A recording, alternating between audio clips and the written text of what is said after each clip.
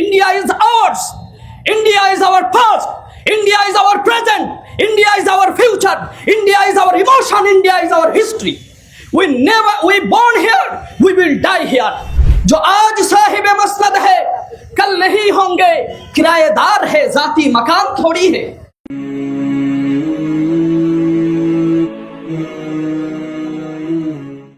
আপনারা শুনে খুশি হবেন যে এই স্বাধীনতা সংগ্রামে যারা নিজেদের প্রাণের আত্মবলিদান দিয়েছিলেন তাদের বহুল অংশ ছিল মুসলমান। 2019 সালে প্রাইম মিনিস্টার শ্রী নরেন্দ্র মোদীর তত্ত্বাবধানে ডিকশনারি অফ মার্টারার্স প্রকাশিত হয়, যাতে 1857 সাল থেকে নিয়ে 1947 সাল পর্যন্ত যারা ভারতের জন্য শহীদ হয়েছিলেন তাদের নাম লিপিবদ্ধ করা আছে। এই ডিকশনারি অফ মার্টার্সে 4050 জন মুসলিম শহীদদের নাম লিপিবদ্ধ করা আছে, যারা ভারতের স্বাধীনতার জন্য নিজেদের প্রাণের বলিদান দিয়েছিলেন। হিস্টোরিয়ান কৃষ্ণ কালকি হিন্দি ভাষায় বই লিখেছেন লহু বোলতা ভি হে। তিনি তার বইয়ে লিখেছেন 1857 সালের বিদ্রোহে 1 লাখ মুসলমান তাদের প্রাণের আত্মবলিদান দিয়েছিলেন। হিস্টোরিয়ান কৃষ্ণ কালকি তার বইয়ে আরো লেখেন যে যারা শহীদ হয়েছিলেন ও আন্দামানের কালা পানিতে যারা নির্বাসিত হয়েছিলেন তাদের 75% ছিল মুসলমান।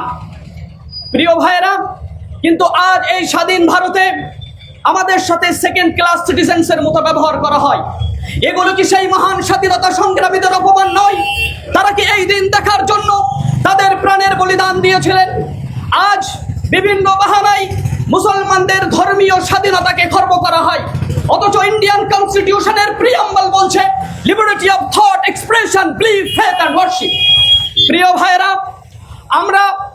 আমাদেরকে বলা হয় এখানে চলে যাও, ওখানে চলে যাও, অথচ মাওলানা আবুল কালাম আজাদ রহমাতুল্লাহ আলাইহি দিল্লির জামে মসজিদের সিঁড়িতে দাঁড়িয়ে বলেছিলেন, তুম হিজরত কে মুকদ্দাস নাম পর ফরার কি জিন্দগি বদ গুজারো।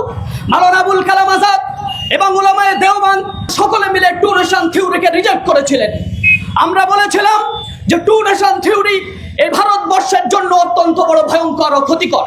প্রিয় ভাইরা, सभी का खून है शामिल यहाँ की मिट्टी में, सभी का खून है शामिल यहाँ की मिट्टी में, किसी के बाप का हिंदुस्तान थोड़ी है। और जो आज साहिब मसनद है कल नहीं होंगे, जो आज साहिब मसनद है कल नहीं होंगे किराएदार है, जाती मकान थोड़ी है। लगेगी आग तो आएंगे घर के इज्जत में, लगेगी आग तो आएंगे घर के इज्जत में, यहाँ पर सिर्फ हमारा ही मकान थोड़ी है। India is ours. India is our past. India is our present. India is our future. India is our emotion. India is our history. We born here, we will die here. अब के जो भी फैसला होगा वो यहीं पर होगा, हमसे अब दूसरी हिजरत नहीं होने वाली है। इंडिया जिंदाबाद, भारत जिंदाबाद, हिंदुस्तान जिंदाबाद।